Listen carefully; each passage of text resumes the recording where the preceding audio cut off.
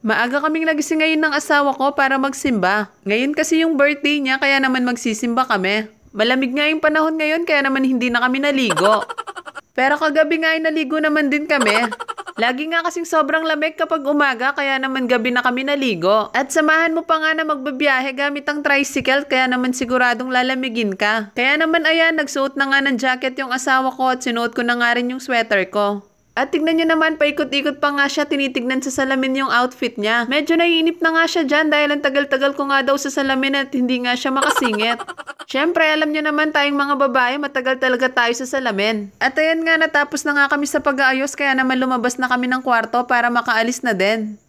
At syempre, bago nga tayo tuluyang umalis ay babalikan ko muna tong cellphone ko at baka maiwan. Fast forward, heto nga at nagbibiyahe na nga kami papunta sa may simbahan. Dito nga sa may bayan ng Santa Ana kami magsisimba. At ayan nga, mga ilang minuto nga lang ay nakarating na din kami. Maaga pa nga ng mga oras na to kaya naman wala pang traffic. Noong January 20 pa nga pala yung video na to at na-late nga lang ako ng pag-i-edit. January pa din naman kaya naman hindi pa nga sobrang late para mai-upload. Naghanap na nga kami ng mapaparkingan at ayan nga, naglalakad na nga kami papasok sa simbahan. Grabe naman din pala yung eye bags ko dito kaya naman wag nyo na nga lang pansinin. Palagi kasi akong late nakakatulog dahil hindi nga ako sanay ng matulog ng maaga kahit anong pilit ko. Pagpasok nga namin sa simbahan ay wala pa nga gaanong mga tao. Hindi pa nga din nag-i-start yung mass kaya naman nakapag-take pa ako ng maikling video. At na matapos na nga yung mass, heto nga at namalengke nga muna kami ng konti para sa ihahanda namin. At fast forward, heto na nga yung simpleng handa para sa birthday ng asawa ko.